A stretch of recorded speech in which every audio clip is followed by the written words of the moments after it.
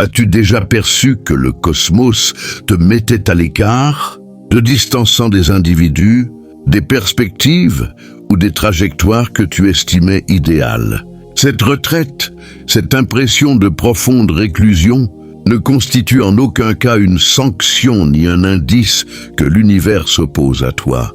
Aujourd'hui, nous allons plonger dans une approche novatrice, une vision qui nous conduit au cœur de notre intellect, de notre essence profonde, et qui pourrait révolutionner notre interprétation de ces phases d'obscurité.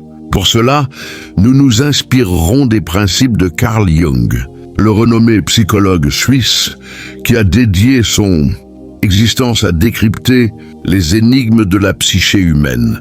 Carl Jung décrivait le processus d'individuation comme l'expédition la plus capitale dans l'existence d'un individu.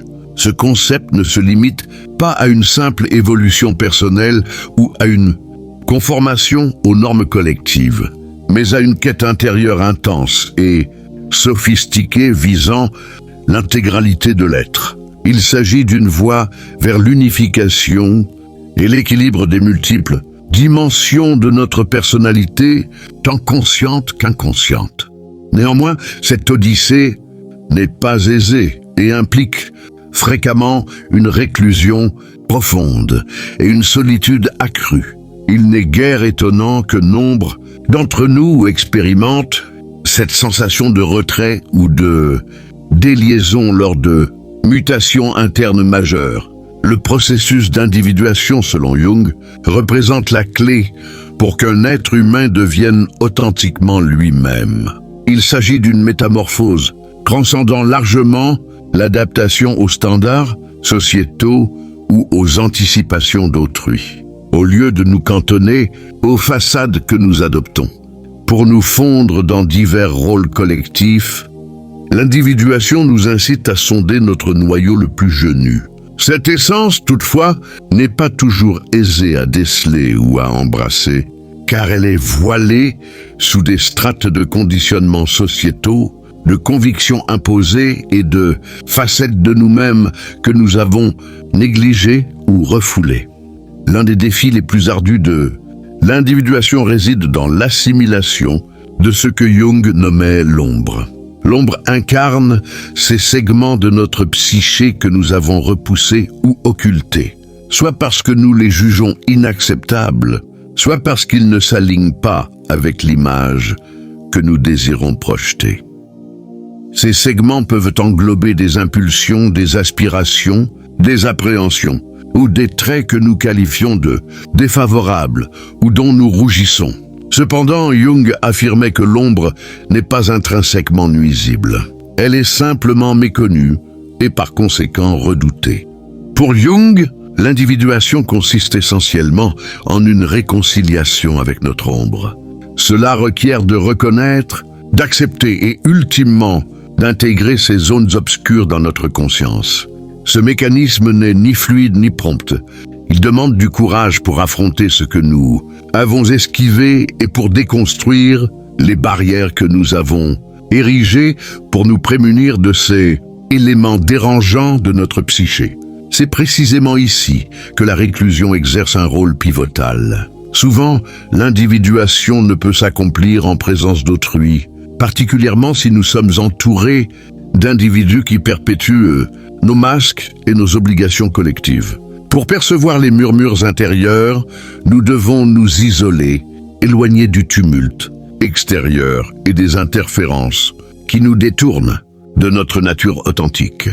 Cette réclusion peut être choisie, comme chez ceux qui optent pour un retrait temporaire du monde afin de quêter des réponses en leur fort intérieur, ou imposée par les circonstances vitales qui nous contraignent à la solitude. Ce genre de retrait, bien qu'il soit fréquemment pénible, est indispensable à l'individuation. Dans le calme et la réclusion, nous disposons de l'espace pour affronter nos ombres sans interférence. Extérieure, c'est une ère d'exploration introspective intense où nous pouvons démêler les fils de notre existence et discerner avec précision qui nous sommes véritablement au-delà des anticipations et des fonctions dictées par la société. L'individuation implique aussi un rééquilibrage des forces psychiques internes.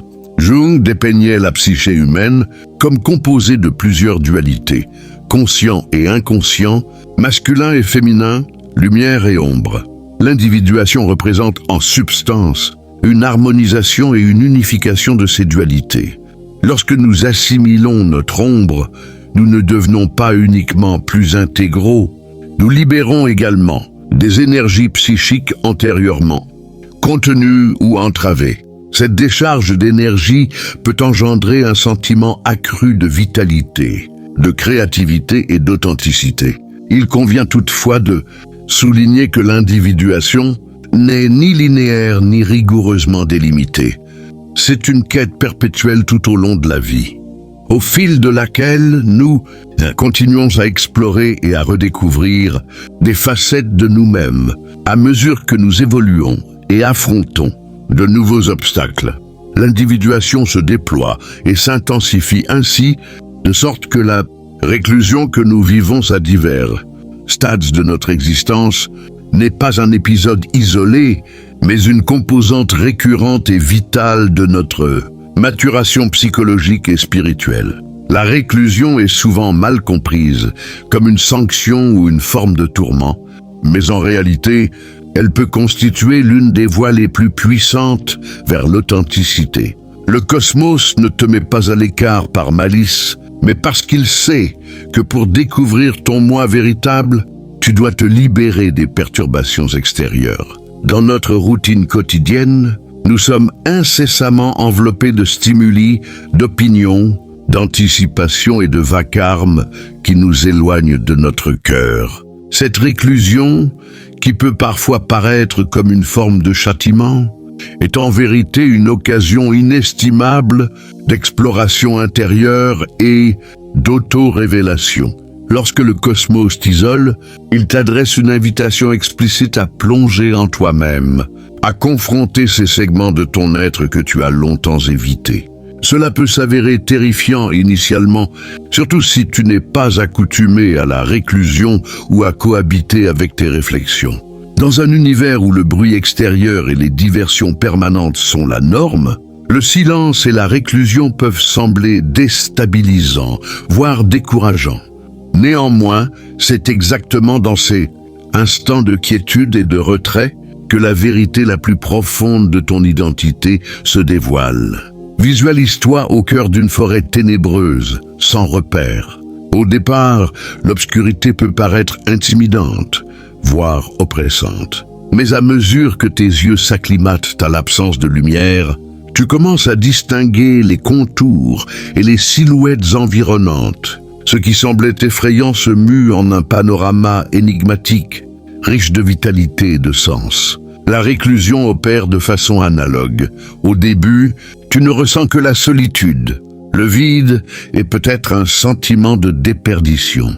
Mais avec le temps, si tu t'autorises à investir cet espace, tu commences à percevoir ce qui réside réellement en toi, tes craintes, tes aspirations, tes visions et même les facettes de ton être que tu as contenues ou occultées. Ce mécanisme est crucial pour accéder à l'authenticité. Dans un monde saturé de masques et d'anticipations extérieures, le défi suprême est d'incarner soi-même. Et pour cela, il faut d'abord identifier qui l'on est véritablement. Dans notre société, nous sommes bombardés de directives sur ce que nous devons incarner. Désirer et accomplir, ces injonctions peuvent obscurcir notre vision de notre identité réelle et de nos véritables envies. La réclusion, en sectionnant ces influences externes, te permet de te relier à toi-même sans ingérence d'autrui. La réclusion t'offre un sanctuaire sécurisé pour sonder tes réflexions et tes sensations sans critique. C'est un instant où tu peux être totalement franc avec toi-même, sans la contrainte de satisfaire les attentes d'autrui. Dans cet espace, tu peux initier le démantèlement des convictions et des modèles que tu as adoptés sans les interroger et reconstruire ton identité depuis un lieu d'authenticité. C'est une mission ardue et souvent dérangeante, mais elle est indispensable pour mener une existence véritablement harmonisée avec ton moi profond. La réclusion te procure aussi l'opportunité de pacifier tes ombres, ces segments de toi que tu as rejetés ou dissimulés car ils ne s'accordaient pas avec l'image que tu ambitionnes de projeter. En étant seul, sans les diversions du monde extérieur, tu peux commencer à accueillir ces parties de toi-même et à les percevoir comme une source de puissance plutôt que de vulnérabilité. Ce mécanisme d'accueil et de réconciliation est fondamental pour l'authenticité, car ce n'est qu'en t'acceptant intégralement que tu peux exister de manière genue et sans crainte. De surcroît, la réclusion t'enseigne à accorder foi à ton intuition et à ta voix intérieure. Dans la solitude, sans l'assaut incessant d'opinions externes, ton intuition s'amplifie et ta faculté à décider depuis un lieu de sagesse interne s'affûte. Carl Jung, l'un des penseurs les plus marquants de la psychologie contemporaine, saisissait profondément le rôle essentiel de la réclusion dans la métamorphose personnelle. Pour Jung, la réclusion n'était pas uniquement une condition physique d'absence de compagnie, mais une expérience psychologique plus intense, comme il l'a exprimé avec force. La solitude ne naît pas de l'absence de compagnie, mais de l'incapacité à exprimer ce qui nous semble essentiel. Ce genre de réclusion, qui peut surgir même au sein d'une multitude, est celui qui propulse véritablement la maturation intérieure et la transformation. Lorsque nous nous sentons isolés, nous interprétons souvent cette expérience comme négative, comme un signal que quelque chose cloche dans notre existence. Cependant, sous l'angle jungien, ces phases de profonde réclusion peuvent indiquer que nous sommes propulsés vers une nouvelle compréhension de nous-mêmes, une nouvelle manière de percevoir l'univers et notre rôle en son sein. La réclusion, dans ce cadre, devient un accélérateur de mutation, une chance de s'éloigner des influences externes et de se lier à nos vérités internes. Ce type de réclusion est en réalité une réclusion créative. C'est le genre de retrait que connaissent les grands créateurs, philosophes et guides spirituels lorsqu'ils s'immergent dans les abysses de leur intellect et en ressortent avec des concepts novateurs, des visions inédites. La réclusion créative n'est pas un état passif d'attente ou de désarroi, mais un domaine actif d'exploration et de révélation. Dans cet état, l'intellect n'est pas accaparé par les banalités quotidiennes, mais se dirige vers l'intérieur, vers la fontaine d'inspiration et de sagesse interne. Les créateurs, par exemple, quittent souvent la réclusion pour s'abîmer dans leur flux créatif, sans perturbation. Dans cet état de retrait, ils accèdent à des segments d'eux-mêmes qui demeurent voilés dans la routine quotidienne. C'est là que jaillissent les idées les plus profondes, les images les plus vibrantes, les expressions les plus genues de leur essence. La réclusion, dans ce contexte, est un domaine de liberté créative où les contraintes des conventions sociétales et des anticipations d'autrui s'évaporent, permettant à l'essence authentique de l'individu de s'exprimer. De manière similaire, les philosophes et les guides spirituels ont découvert dans la réclusion une source de lucidité et de prospective. En s'écartant du monde extérieur et des voix d'autrui, ils peuvent capter leur propre voix interne avec plus de netteté. C'est dans la réclusion que certaines des idées les plus révolutionnaires et transformatrices de l'histoire ont été conçues. Dans ces instants d'exploration introspective intense, les individus affrontent les interrogations fondamentales de l'existence et émergent souvent avec des réponses qu'ils n'auraient pas trouvées au milieu du vacarme et de la confusion quotidienne. La réclusion ne favorise pas uniquement le flux créatif. Elle incite également les individus à questionner, à méditer et à confronter directement des réalités dérangeantes mais indispensables.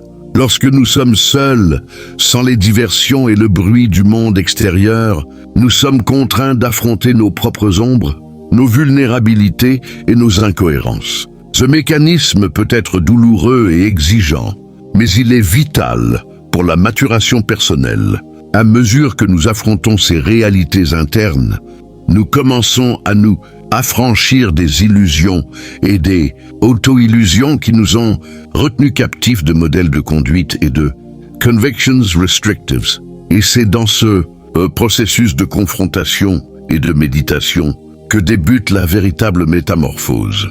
Tu cesses d'être l'individu, influencé par les anticipations et les jugements d'autrui, et tu deviens quelqu'un de neuf, quelqu'un de plus genou et aligné avec ton moi authentique. La réclusion, alors, n'est pas seulement un état de retrait, mais un mécanisme de renaissance. Tout comme un papillon émerge de sa chrysalide, tu peux toi aussi surgir de la réclusion, comme une version plus intégrale et authentique de toi-même. Cette métamorphose qui s'opère dans la réclusion est à la fois interne et externe. En interne, tu deviens plus conscient de tes aspirations réelles, de tes craintes et de tes ambitions. Tu deviens plus franc avec toi-même et avec les autres. En externe, cette métamorphose se reflète dans la façon dont tu interagis avec l'univers. Tu n'éprouves plus le besoin de te conformer aux anticipations d'autrui ou de suivre des voies qui ne résonnent pas avec ton être intérieur. Au contraire, tu commences à exister en harmonie avec ton moi genou, prenant des décisions qui reflètent tes valeurs authentiques et ta vocation. La réclusion te permet également de cultiver une résilience émotionnelle et mentale accrue. En affrontant tes craintes et tes défis internes sans diversion ou soutien permanent d'autrui, tu deviens plus robuste et plus apte à naviguer les aléas de la vie. Tu apprends à te fier à toi-même et à compter sur ta propre capacité à surmonter les ascensions et descentes de l'existence sans dépendre de la validation externe. Cette puissance intérieure est l'une des récompenses les plus précieuses de la réclusion, car elle te permet d'exister avec une plus grande autonomie et liberté. Jung, dans son exploration de l'intellect humain et du cosmos, a introduit le concept de synchronicité, une notion qui a captivé de nombreux esprits par sa profondeur et sa capacité à lier des événements apparemment déconnectés de façon significative. La synchronicité postule que les coïncidences qui paraissent providentielles ne sont pas dues au hasard, mais renferment un dessein plus profond et sont interconnectées, d'une manière qui échappe à la logique rationnelle. Ce concept est intimement lié à l'expérience de réclusion, souvent vue comme un état vide de sens ou un simple néant. Cependant, sous l'angle de la synchronicité, la réclusion peut être perçue comme une phase critique, où le cosmos prépare le terrain pour quelque chose que tu ne peux pas encore visualiser ou appréhender pleinement. Lorsque le cosmos t'isole, que ce soit par des circonstances externes ou par un appel interne au retrait, il pourrait orchestrer des événements qui n'ont pas encore atteint ta conscience. Cette réclusion, bien que pénible ou déconcertante sur l'instant, pourrait être le prélude à une illumination majeure, à une métamorphose personnelle ou à une redirection de ta trajectoire. Souvent, les grandes mutations et révélations de la vie ne surgissent pas au cœur de l'agitation et du vacarme, mais dans ces moments d'apparente sérénité et de réclusion, lorsque les éléments du puzzle s'assemblent de façon inattendue. Dans ces phases de réclusion, il est vital de faire confiance à l'idée que tout possède un dessein, même si ce dessein n'est pas immédiatement apparent. La vie, vue à travers le prisme de la synchronicité, devient une toile complexe où chaque filament, même ceux qui semblent lâches ou déplacés, joue un rôle essentiel. La réclusion, alors, n'est pas simplement une expérience de déliaison, mais une étape où l'âme se prépare à une nouvelle compréhension, un changement de perspective ou une nouvelle phase de l'existence. Jung croyait que l'inconscient, cet immense océan de symboles, d'archétypes et de forces psychiques, communiquait constamment avec nous, non seulement via les rêves ou les synchronicités évidentes, mais aussi à travers la réclusion.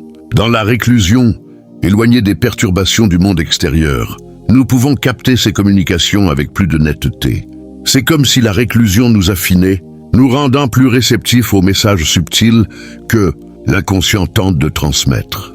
Cet espace de réclusion devient alors un terreau fertile pour l'émergence d'intuitions, d'idées et de nouvelles façons de comprendre notre existence et notre vocation.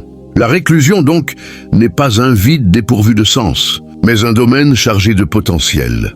C'est dans cet espace que le cosmos peut dialoguer avec toi de manière plus directe, où tu peux recevoir des illuminations, qui autrement resteraient voilées par le bruit et le chaos quotidien. C'est une période de gestation où quelque chose de neuf prend forme en toi, même si tu n'en es pas encore conscient.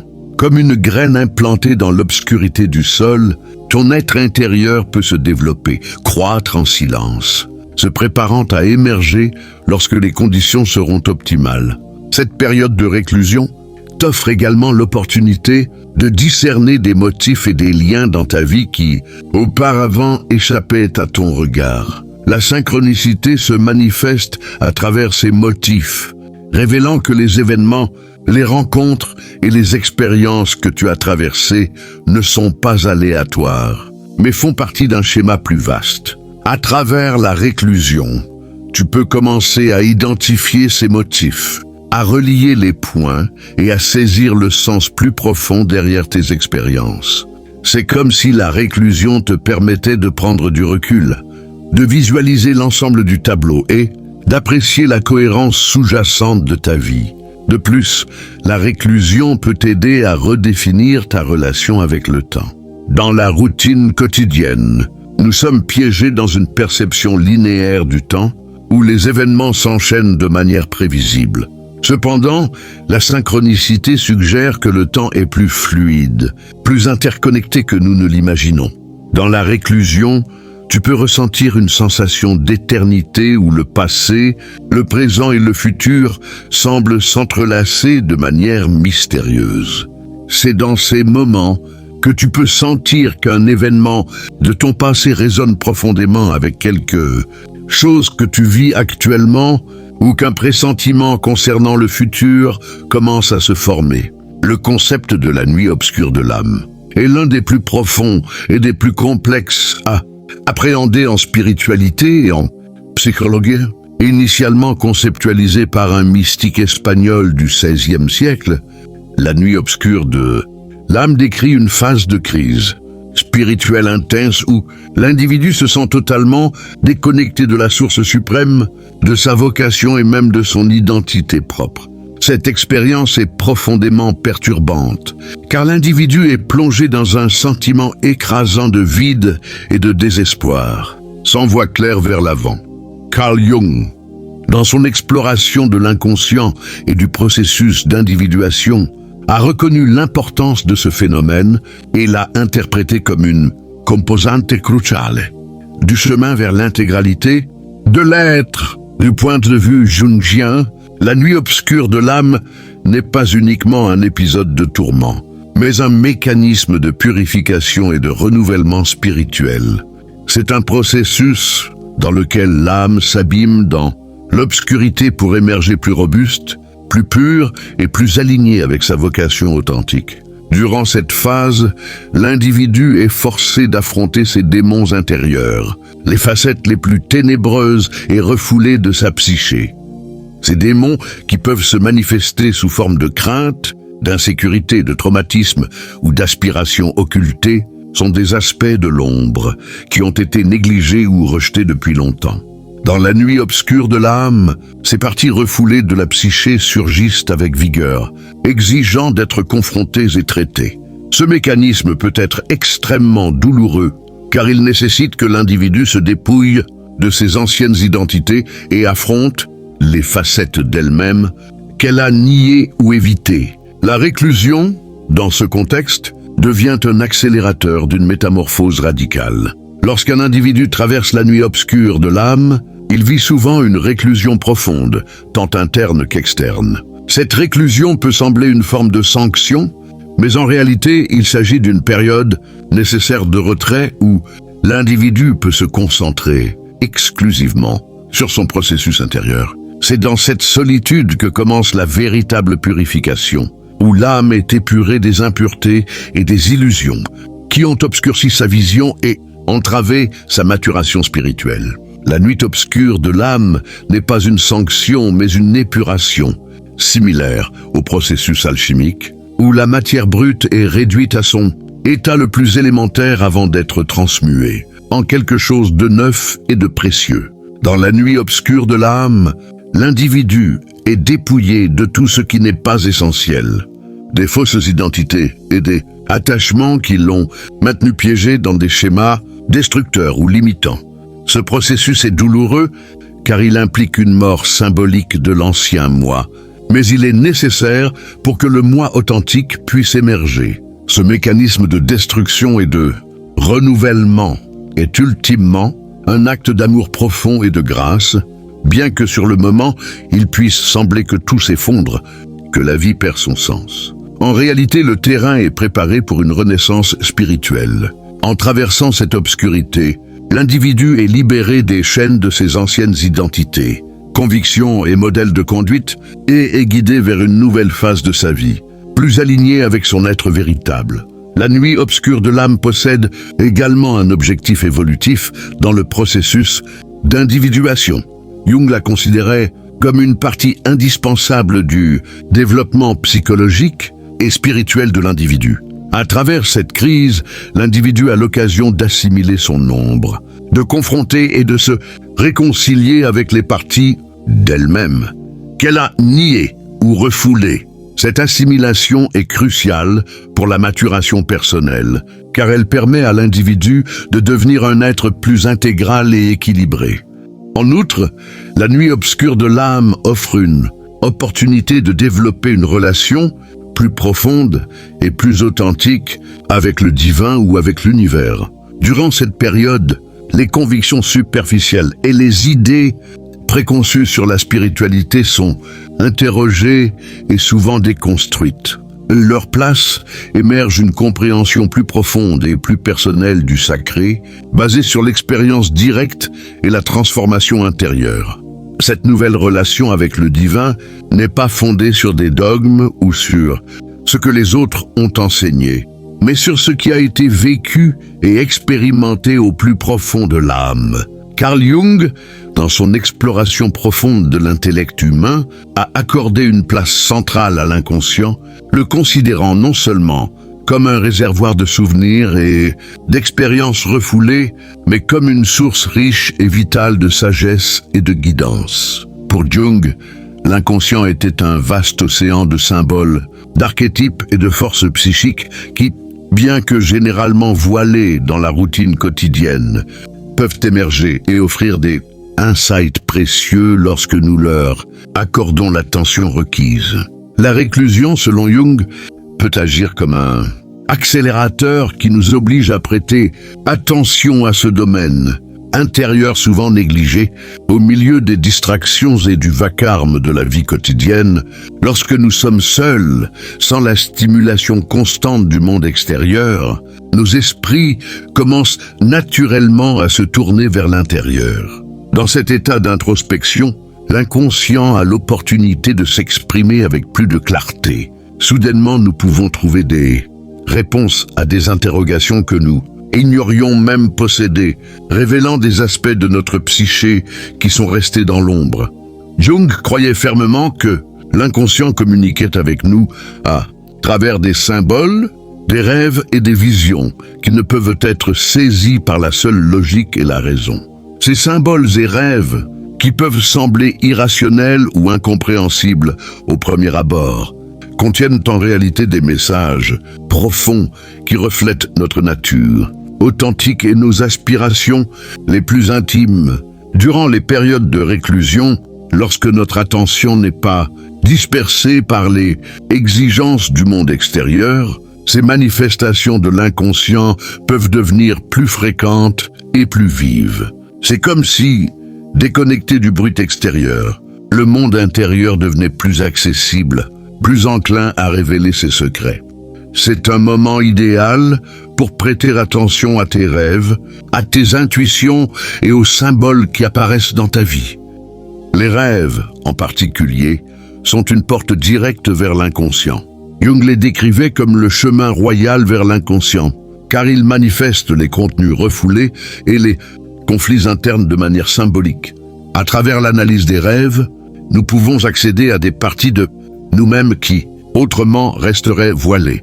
Dans la réclusion, nos rêves peuvent devenir plus intenses, plus riches en signification, offrant des indices sur notre état émotionnel, nos préoccupations et nos aspirations.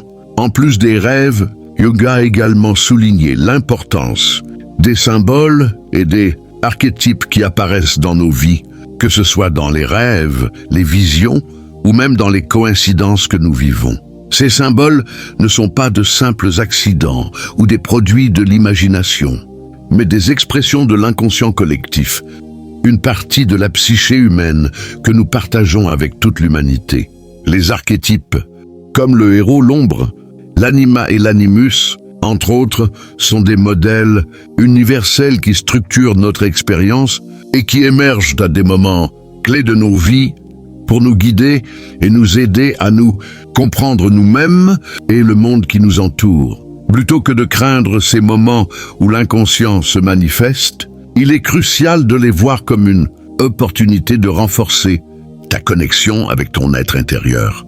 L'inconscient peut tenter de te guider, de te montrer la voie à suivre et de te révéler des vérités qui peuvent transformer ta vie. En étant attentifs à ces messages, nous pouvons obtenir une meilleure compréhension de nous-mêmes et des défis que nous rencontrons, ce qui nous permet d'agir de manière plus consciente et alignée avec notre vocation authentique. Il est important de reconnaître que la sagesse de l'inconscient ne se présente pas toujours de manière directe ou facile à comprendre. Les messages de l'inconscient sont souvent enveloppés dans des symboles et des métaphores qui nécessitent une interprétation.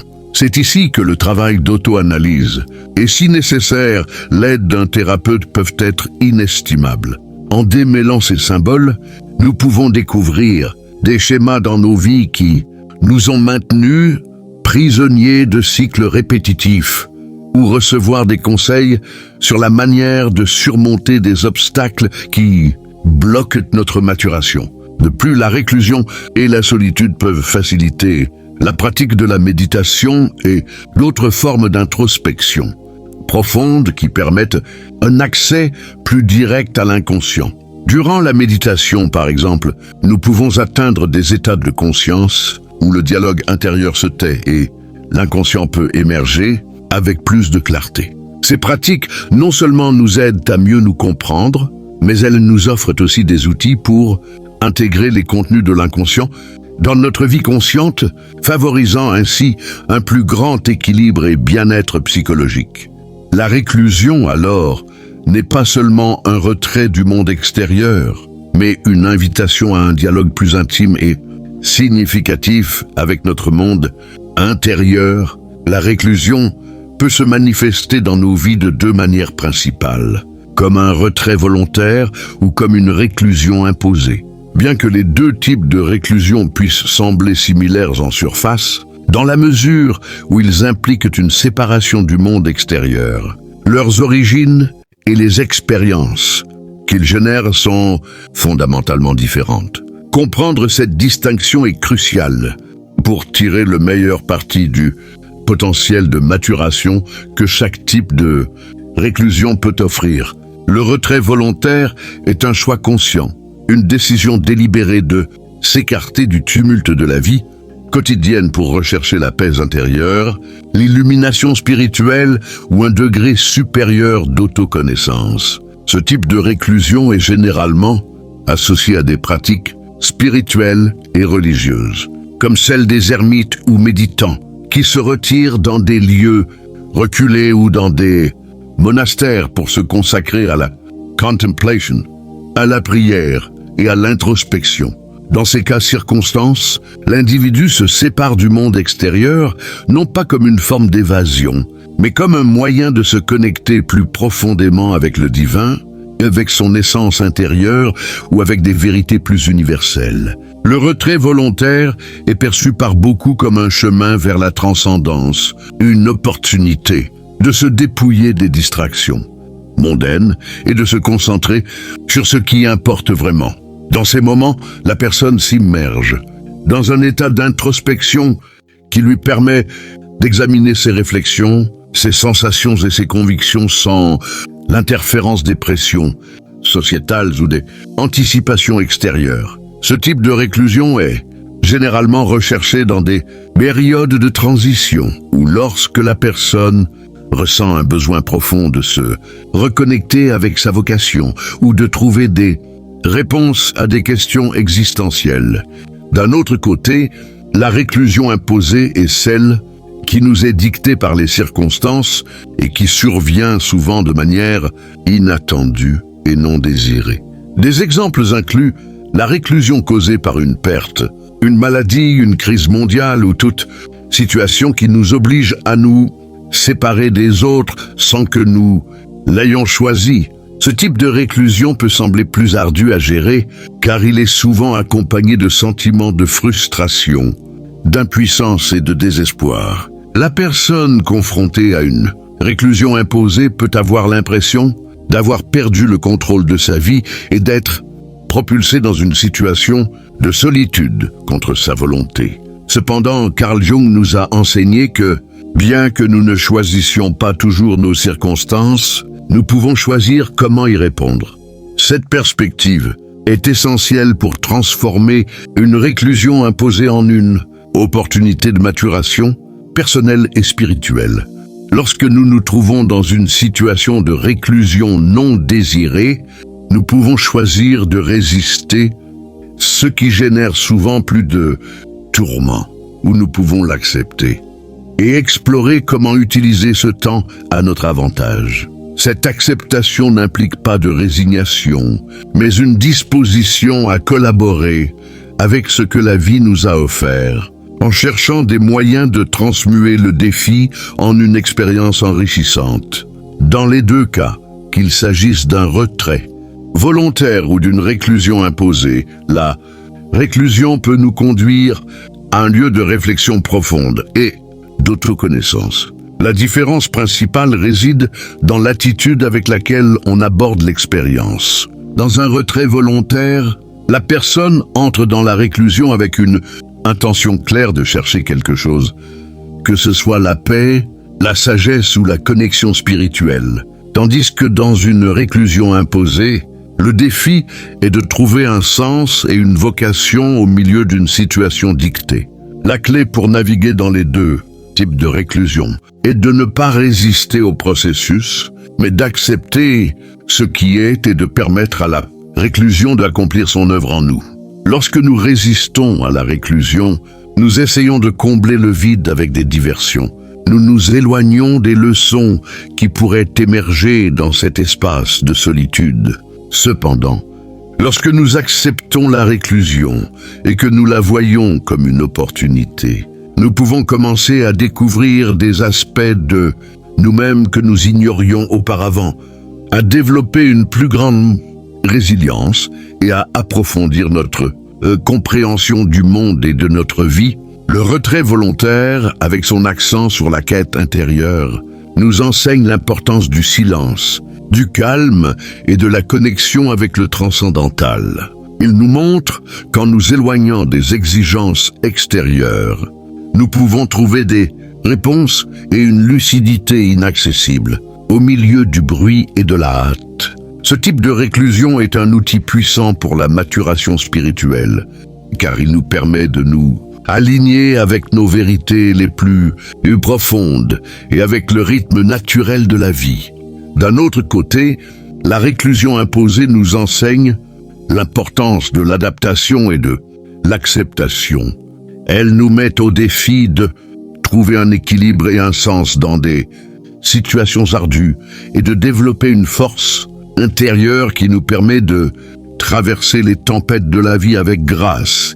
Bien que ce type de réclusion puisse être douloureux, il est aussi une opportunité de réévaluer nos priorités, de relâcher ce qui ne nous sert plus et d'émerger avec une nouvelle perspective et une plus grande capacité à affronter l'adversité. Dans la société contemporaine, la solitude et la réclusion sont souvent vues avec suspicion et appréhension. Nous avons été conditionnés à percevoir le silence comme dérangeant et le manque d'interaction sociale comme un signe que quelque chose dysfonctionne.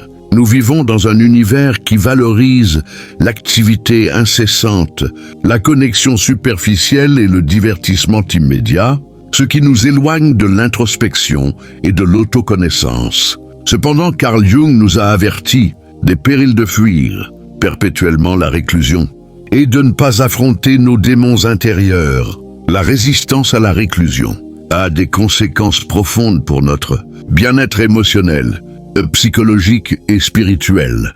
Le rejet de la solitude et la quête constante de distractions externes peuvent nous conduire à une existence de superficialité. Lorsque nous évitons d'être seuls avec nos réflexions, nous évitons d'affronter des aspects de nous-mêmes qui pourraient être dérangeants ou difficiles, mais qui sont essentiels à notre maturation personnelle. Ce rejet de l'introspection nous empêche de nous connaître véritablement, ce qui nous laisse piéger dans des schémas de conduite autodestructeurs. En cherchant du réconfort dans les distractions externes, que ce soit dans la technologie, le travail, les réseaux sociaux ou même dans des relations superficielles, nous évitons en réalité le véritable travail intérieur que nous devons accomplir pour atteindre l'authenticité et la paix intérieure. Ce type d'évasion peut se manifester de nombreuses manières. Certaines personnes se plongent dans des activités frénétiques, remplissant chaque instant de leur journée de tâches et d'engagement pour éviter le silence et l'introspection. D'autres recherchent constamment la validation externe, dépendant de l'approbation et de l'attention des autres pour se sentir valorisés, au lieu de cultiver une estime de soi interne et authentique. Il est également courant de recourir à des addictions ou à des habitudes autodestructrices, comme la consommation excessive de substances, l'abus de technologie ou l'évasion à travers la fantaisie, pour échapper aux émotions difficiles et aux réflexions inconfortables qui surgissent dans la réclusion. Cependant, en résistant à la réclusion, nous résistons également au processus d'individuation que Jung décrivait comme essentiel au développement personnel. L'individuation est le mécanisme par lequel nous intégrons les différentes parties de notre psyché, y compris les ombres que nous avons refoulées ou ignorées. En évitant la réclusion et les opportunités d'introspection, nous évitons cette confrontation avec nos ombres. L'ombre, selon Jung, est cette partie cachée de nous-mêmes qui contient nos craintes, nos aspirations refoulées et les aspects de notre personnalité que nous ne voulons pas accepter. Intégrer l'ombre est un pas crucial vers l'intégralité et l'authenticité. Lorsque nous résistons à la réclusion et au travail d'intégration de notre ombre, nous ne faisons pas que prolonger notre tourment. Nous retardons également notre maturation spirituelle et psychologique. L'ombre ne disparaît pas simplement parce que nous l'ignorons. En fait, plus nous l'évitons, plus elle devient puissante. Elle peut se manifester de manière inconsciente dans nos actions, saboter nos relations et perpétuer des cycles de conduite destructeurs. C'est le prix de ne pas affronter la réclusion et de ne pas accomplir le travail intérieur nécessaire à notre développement. De plus, la résistance à la réclusion et l'évasion de la solitude nous empêchent de vivre les bénéfices transformatifs que ces états peuvent offrir. La réclusion, bien qu'inconfortable au début, peut être une opportunité de réflexion profonde, de clarification de nos valeurs et de redécouverte de nos passions et de notre vocation. La solitude nous permet de nous éloigner des influences extérieures et de nous connecter avec notre essence authentique. C'est dans la réclusion que nous pouvons écouter notre voix intérieure sans les distractions et les opinions des autres qui obscurcissent souvent notre jugement.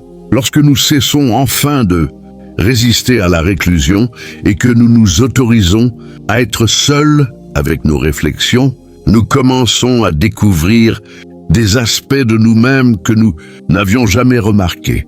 nous commençons à voir nos émotions avec plus de clarté, à reconnaître des schémas de conduite qui ne nous servent plus et à trouver de nouvelles façons de nous relier à nous-mêmes et aux autres. Au cours de l'histoire, la réclusion a été un instrument crucial pour le développement de grands penseurs, créateurs et guides spirituels. Loin d'être un obstacle, ces périodes de solitude sont devenues des sources d'inspiration profonde, de lucidité mentale et de maturation personnelle. À travers la réclusion, ces figures ont pu se connecter à leurs réflexions les plus profondes, développer des idées révolutionnaires et produire des œuvres qui ont laissé une empreinte indélébile sur l'humanité. L'un des exemples les plus remarquables est Friedrich Nietzsche, le philosophe allemand dont l'œuvre a profondément influencé la philosophie moderne, la littérature et la psychologie. Nietzsche a passé de longues périodes de sa vie en réclusion, notamment dans les montagnes suisses, où il cherchait refuge des tensions académiques et des afflictions qui le tourmentaient. C'est au cours de ces phases de retraite que Nietzsche a développé nombre de ses idées les plus influentes, comme la notion de surhumain et l'annonce de la fin des certitudes absolues. Dans sa réclusion, il a trouvé la lucidité et la vigueur pour questionner les normes sociétales et religieuses de son époque et proposer de nouvelles façons de comprendre la vie humaine et son potentiel. Pour Nietzsche, la réclusion n'était pas seulement un moyen d'échapper au vacarme du monde, mais une condition nécessaire pour atteindre la clarté de pensée et l'originalité. Un autre exemple est Henry David Thoreau, l'écrivain, philosophe et naturaliste américain connu pour son œuvre Walden, un témoignage de son expérience de vie en réclusion dans les bois près de Concord, Massachusetts. Thoreau s'est retiré à Walden, le pont, avec l'intention de simplifier son existence et de vivre en harmonie avec la nature, loin des perturbations de la vie moderne. Dans sa réclusion, Thoreau n'a pas seulement trouvé la paix intérieure, mais il a également découvert l'essence de la vie en se détachant des besoins superficiels, imposés par la société. Son œuvre Walden est une méditation profonde sur la simplicité, l'autosuffisance et l'importance de vivre selon ses propres valeurs plutôt que de se conformer aux anticipations extérieures.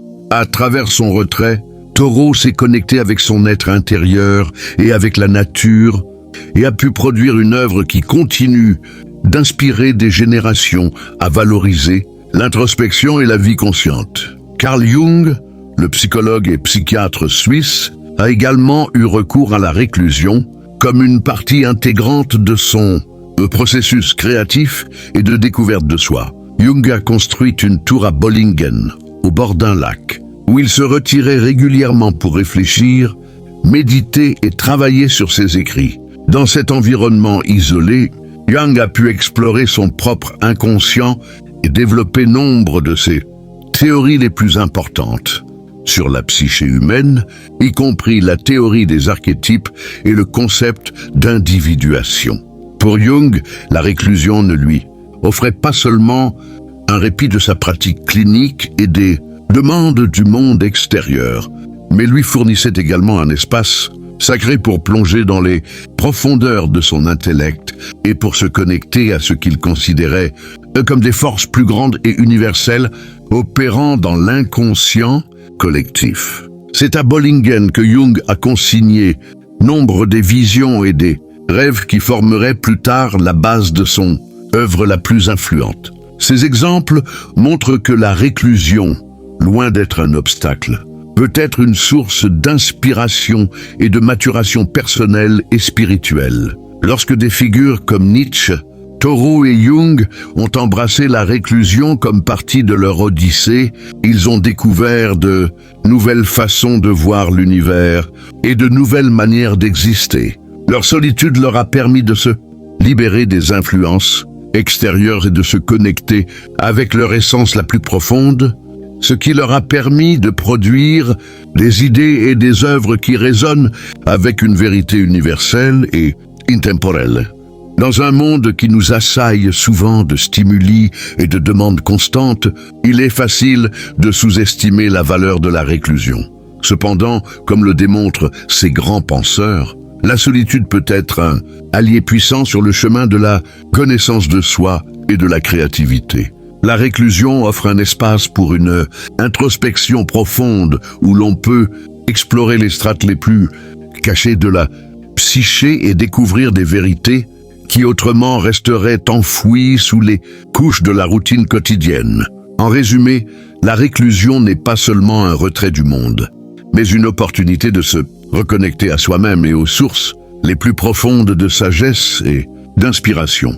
À travers la solitude, les grands penseurs ont trouvé la lucidité pour voir au-delà des conventions et des limitations de leur époque et ont pu contribuer avec des idées et des œuvres qui ont transformé la manière dont nous comprenons l'univers et notre place en lui. En suivant leur exemple, nous pouvons apprendre à embrasser la réclusion comme une partie essentielle de notre propre processus de maturation, tant personnel que spirituel, et à l'utiliser comme un outil pour atteindre une plus grande lucidité, créativité et authenticité dans nos vies.